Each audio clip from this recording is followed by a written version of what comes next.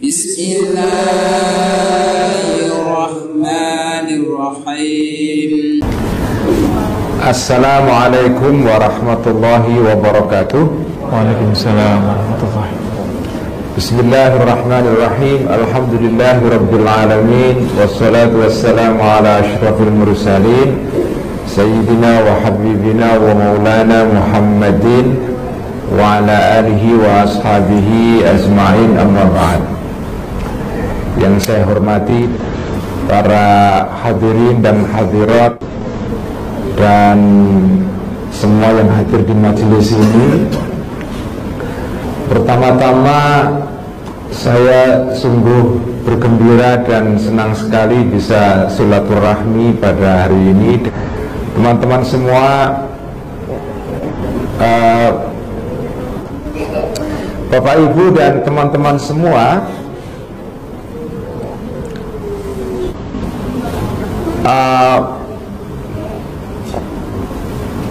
ya, manfaat puasa banyak sekali dan kita bisa ceramah berjam-jam menjelaskan mengenai manfaat puasa dan bagaimana puasa itu dijelaskan oleh para ulama.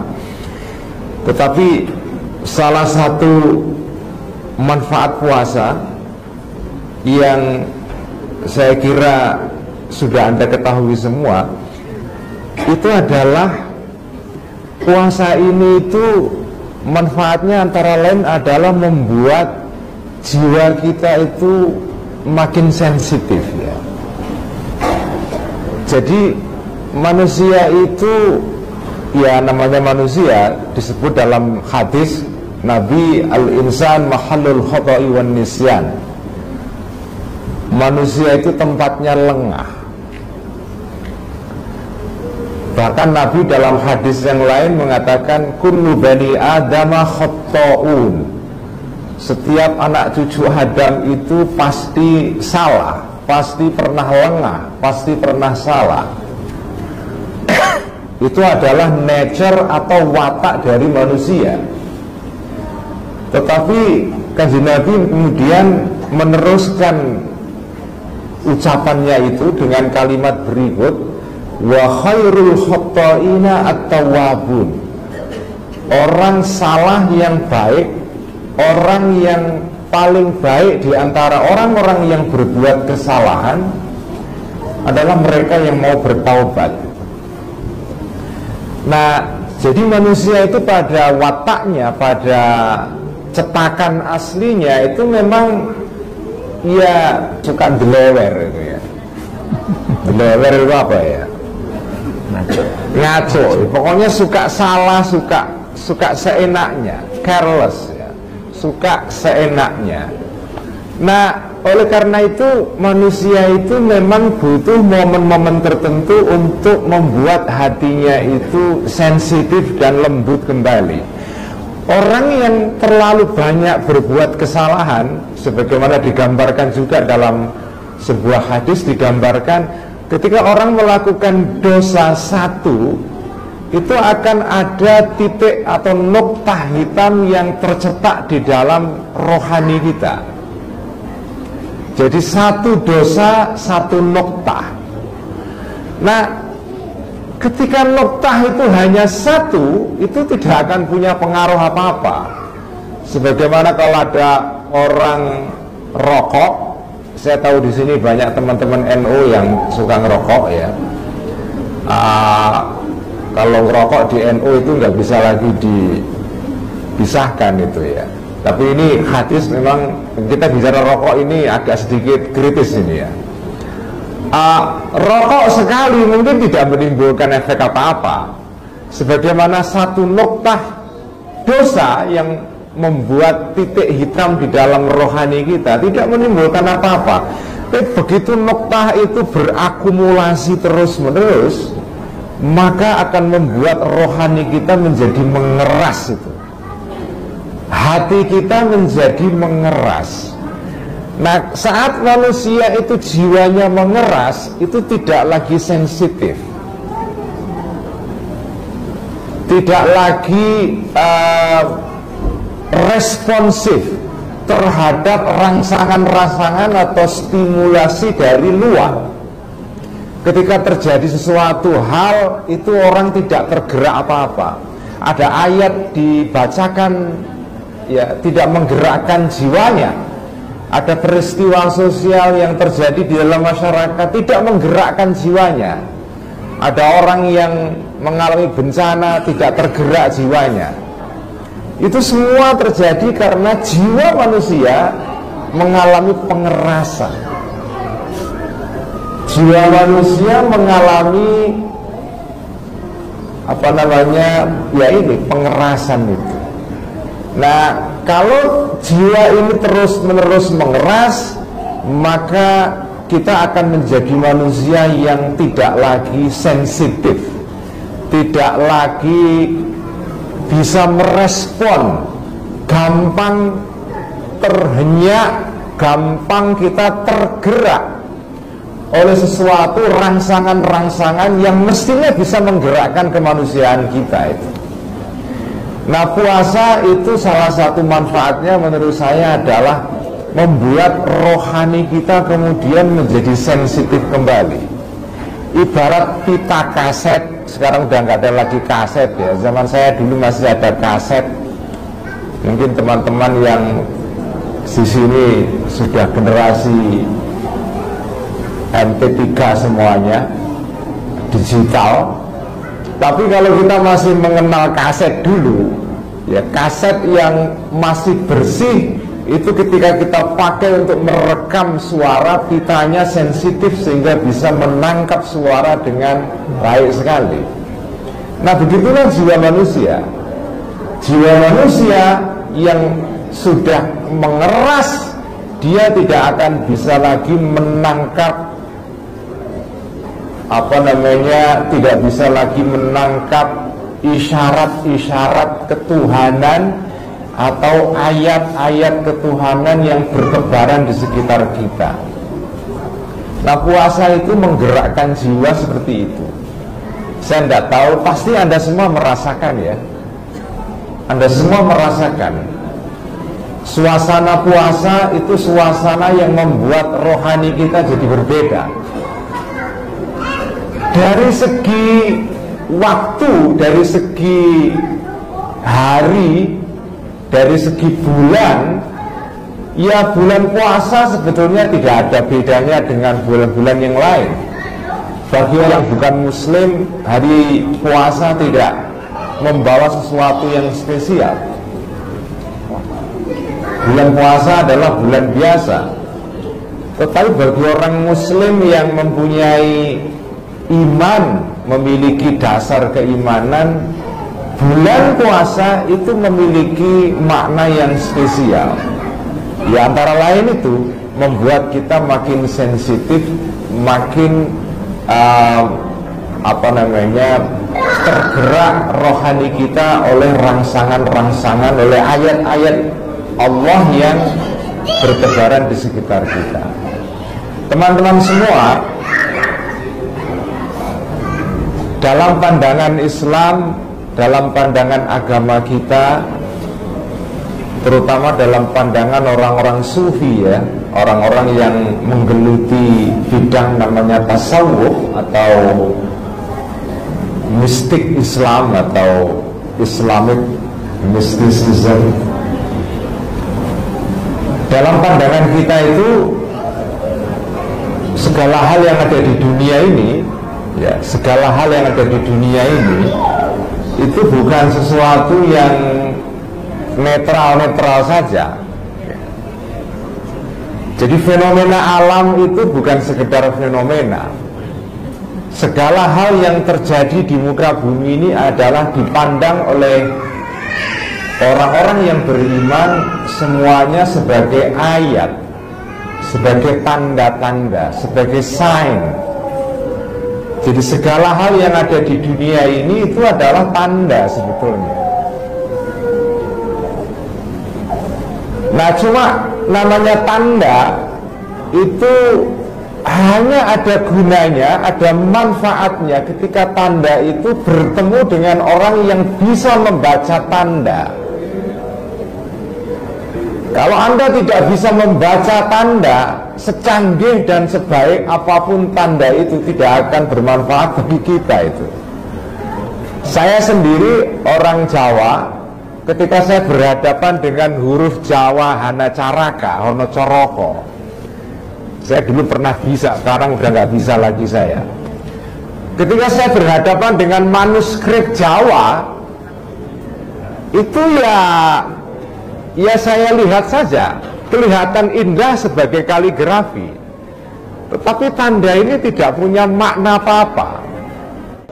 Ya nggak bisa apa-apa saya. Saya di sini tiba-tiba menjadi orang bodoh, menjadi orang yang buta huruf saya di sini. Tanda-tanda bertebaran di seluruh jalan-jalan, tetapi ya, tanda-tanda ini tidak punya makna apa-apa sama sekali, ya kan? Karena apa? Karena saya tidak bisa membaca tanda.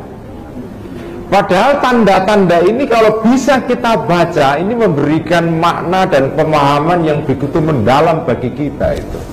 Nah, begitulah pandangan para sufi-sufi mengenai alam raya ini, atau pandangan orang beriman tentang alam.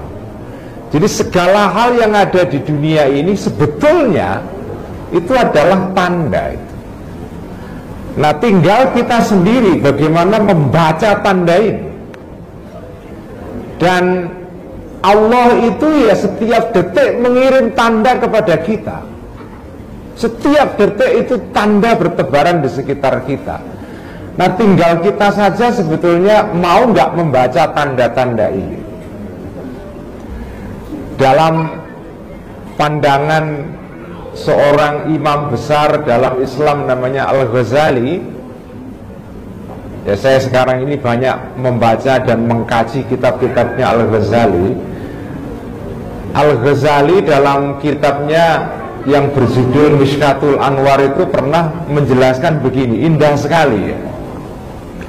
Jadi orang itu bisa membaca tanda-tanda Tuhan ya, atau tanda-tanda yang dikirimkan oleh Tuhan, itu kalau dia sudah mengalami transformasi, mengalami perubahan dalam dirinya. Perubahan itu dalam bentuk apa? Perubahan itu dalam bentuk kesadaran. Jadi kesadaran itu tidak main-main pengaruhnya di dalam diri manusia. Orang yang kesadarannya itu berubah, itu melihat sesuatu beda. Kata Al-Ghazali, dia menggunakan kalimat seperti ini. Itu sebenarnya meminjam dari Al-Quran ya. Al-Ghazali mengatakan begini, bumi adalah bumi yang sama, langit adalah langit yang sama, pohon adalah pohon yang sama, tumbuh-tumbuhan adalah tumbuh-tumbuhan yang sama. Tetapi bagi orang yang punya kesadaran ketuhanan, tiba-tiba bumi yang sama itu punya makna yang beda. Itulah pentingnya kesadaran itu. Nah, puasa itu salah satu instrumen, salah satu alat, salah satu jalan untuk mengubah kesadaran ini. Karena saya yakin teman-teman mengalami ini ya. Ketika puasa kita mengalami kesadaran yang berbeda. Tiba-tiba kita merasakan batin kita ini kok agak sedikit lembut ya. Kalau hari-hari biasa itu kayaknya kita tidak terlalu sensitif ya, melihat segala hal itu ya biasa-biasa saja. Begitu kita puasa, itu kemudian batin kita terasa lebih sensitif ketimbang hari-hari biasa. Nah, kalau batin seperti ini dilatih terus-menerus ya, tidak hanya di bulan puasa, tapi di bulan-bulan yang lain, itu menciptakan rohani atau batin manusia yang punya kesadaran ilahiyah atau kesadaran tentang ketuhanan. Begitu kesadaran ketuhanan ada pada diri manusia, langit yang sama mempunyai makna yang berbeda. Pohon yang sama yang semula itu ya pohon biasa, di mata orang yang punya mata ilahiyah kemudian menjadi pohon yang berbeda itu. Saya selalu memberikan analogi begini. Ada dua orang yang saya pasti yakin di sini ada yang suka kopi ya. Orang minum kopi itu ada dua jenis. Ada orang yang minum kopi secara biasa-biasa saja, ya minum kopi gitu saja. Anda datang ke kafe lalu minum kopi, selesai ya sudah, ya nikmat, cuma tapi sebatas itu saja. Bedakan dengan orang yang minum kopi, datang ke kafe minum kopi, tetapi dia tahu tentang sejarah kopi yang dia minum ini. Kopi ini ditanam di mana, bagaimana dimasak, bagaimana prosesnya dia datang dari kebun kopi sampai ke kafe itu, ada narasinya itu. Dan sekarang sudah mulai banyak kafe-kafe di Jakarta yang saya tahu. Di Jakarta sudah mulai ada banyak beberapa kafe itu. Ketika kita masuk itu ada penjelasan itu, ada kisah, ada kisah ya. Ada kisah tentang bagaimana kopi ini berjalan dari kebunnya sampai ke meja Anda itu. Dan Anda baca, itu pasti rasanya beda minum kopi tanpa mengetahui kisah tentang kopi itu dengan membaca kopi yang tahu kisahnya. Itu namanya kesadaran. Kopinya kopi yang sama, tidak ada perbedaan, harganya juga harga sama, kafenya juga kafe yang sama. Tetapi ketika Anda minum, Anda memiliki perasaan yang berbeda. Nah, puasa itu fungsinya seperti itu sebetulnya, membuat kita punya kesadaran yang berbeda. Orang yang puasa semua sama dari subuh sampai maghrib ya, semuanya sama ya. Tetapi ada orang yang puasa dengan kesadaran yang berbeda. Inilah menurut saya ya salah satu makna dari puasa adalah kita ini latihan lebih sensitif kepada tanda-tanda ketuhanan. Dan terakhir, kalau kita mau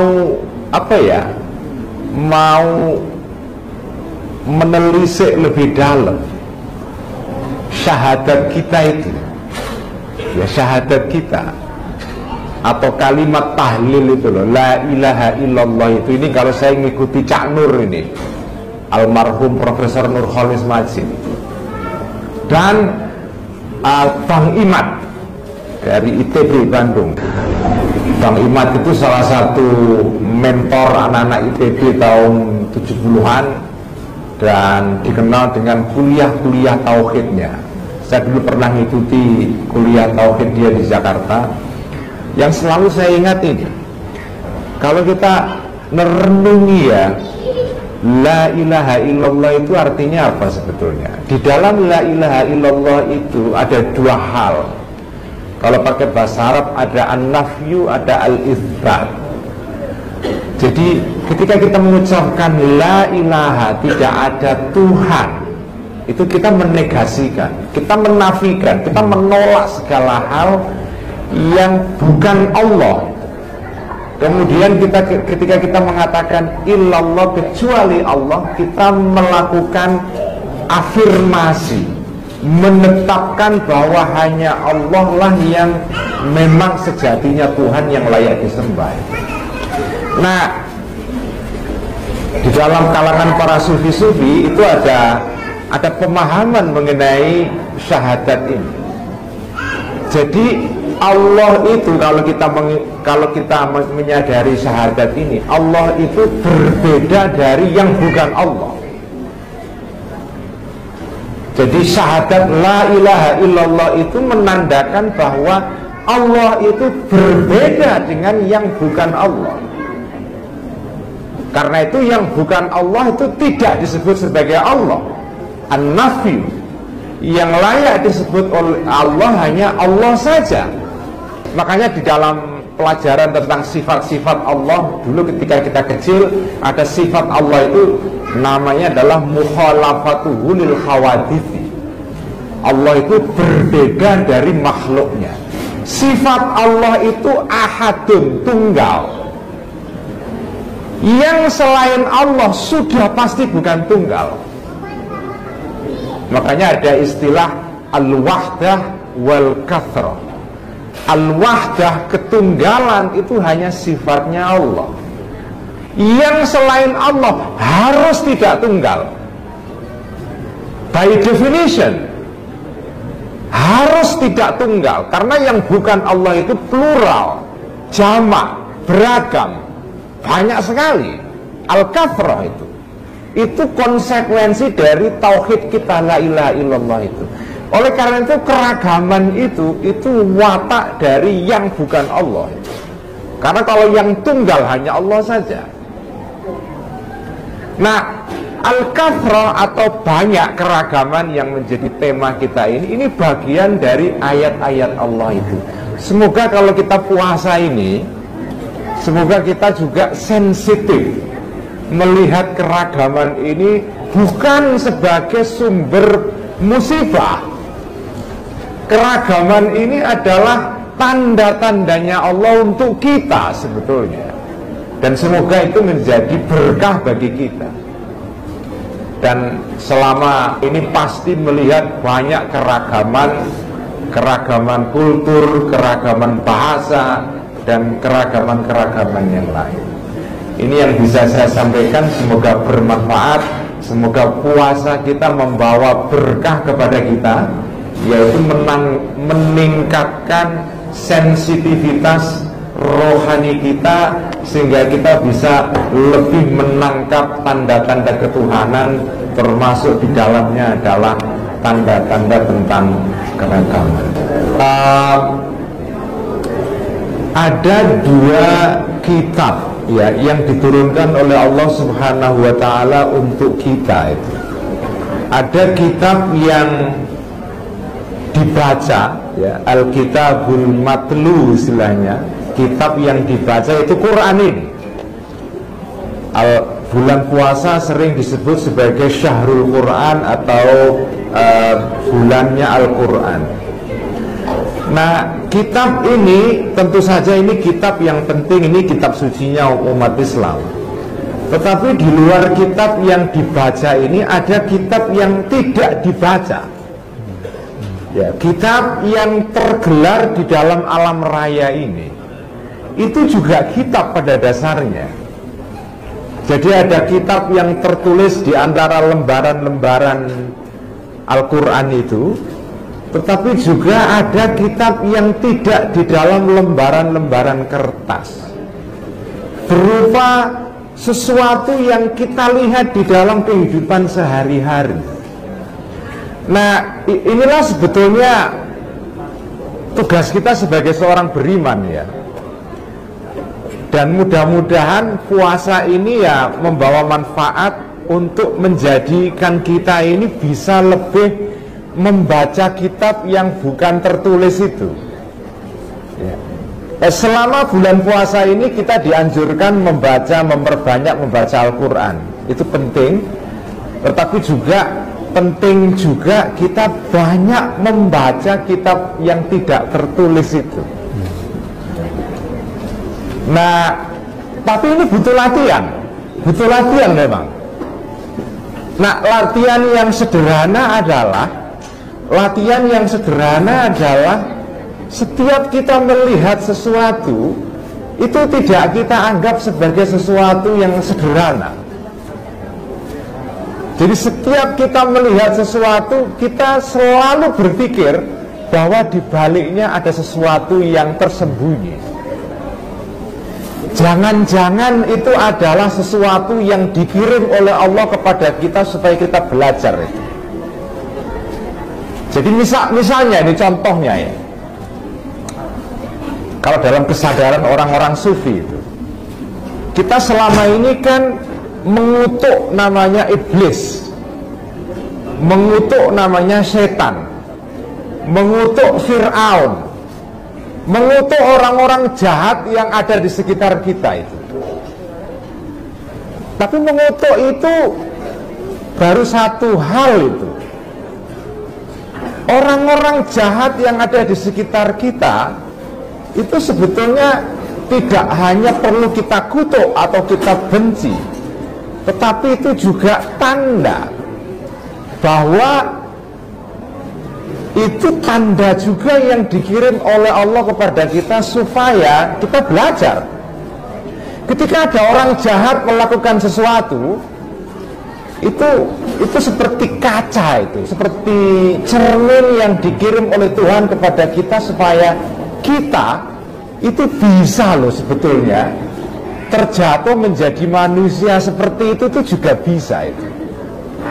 Ketika kita melihat orang jahat yang menjengkelkan sekali, itu kan reaksi kita adalah reaksi yang alamiah adalah kita langsung jijik, kita benci dan seterusnya. Tetapi orang jahat yang ada di depan kita itu juga sekaligus peringatan buat kita itu, bahwa kita ini sebagai manusia itu punya potensi untuk menjadi seperti itu juga bisa. 2017. Kalau ada koruptor misalnya, ya kita membaca berita koruptor, kita jengkel. Tetapi apakah kita pernah berpikir juga bahwa kalau Anda pada posisi orang seperti itu, kira-kira apakah Anda juga lebih baik daripada dia? Apakah Anda juga bisa juga terjatuh menjadi orang yang sama? Jadi salah satu tantangan kita sebagai orang beriman adalah bagaimana kita membaca kitab yang bukan Quran, yaitu kitab berupa peristiwa, kitab berupa ayat-ayat Allah yang tergelar di dalam kehidupan sehari-hari kita itu. Itu sebetulnya tantangan yang paling berat itu. Kalau membaca Al-Quran itu gampang, ya tentu saja tidak gampang juga, perlu belajar tajwid dan segala macam. Tetapi membaca kitab yang di luar Al-Quran berupa peristiwa itu tidak mudah. Nah, kita harus latihan ya, kita harus latihan. Dan ini tidak perlu sekolah tinggi-tinggi sebetulnya. Menjadi orang yang mampu membaca tanda-tanda Allah itu tidak mensyaratkan orang itu S3 atau profesor. Ada juga banyak profesor yang tidak bisa membaca tanda-tanda Tuhan, itu juga banyak sekali. Orang mampu membaca tanda-tanda Tuhan tidak mensyaratkan tingginya pendidikan. Yang dibutuhkan hanya ketajaman rohani. Yang pendidikan dasarnya adalah proses yang oleh para sufi-sufi disebut dengan tazkiyatun nafas, itu membersihkan diri, yang di dalam istilah ulama-ulama seperti Al-Ghazali itu digambarkan seperti orang membersihkan kaca. Jadi tugas manusia itu sebetulnya sederhana. Kita ini seperti cermin. Nah, cermin itu berguna kalau bersih, terang, tidak ada kotoran di permukaannya. Nah, kalau cermin itu terang, tidak ada kotoran di permukaannya, begitu ada objek yang lewat di depannya, tampak itu. Nah, tugas manusia seperti itu aja. Anda bertugas hanya sekedar membersihkan rohani saja. Nah, nanti kalau ada tanda-tanda dikirim oleh Allah kepada kita, kita bisa menangkapnya. Belum tentu tanda itu ada setiap saat, tetapi kalau ada, kita bisa menangkapnya itu. Nah, itu yang tugas kita ya sebagai orang Muslim, itu adalah menangkap tanda-tanda. Dan saya yakin seyakin-yakinnya itu pasti banyak tanda-tanda yang luar biasa yang dikirim oleh Allah, banyak sekali. Sekian, mohon maaf jika ada kekurangan dan kegelapan, dan terima kasih sudah mengundang saya ke majelis ini. Semoga kehadiran saya juga ada manfaatnya. Wassalamualaikum warahmatullahi wabarakatuh.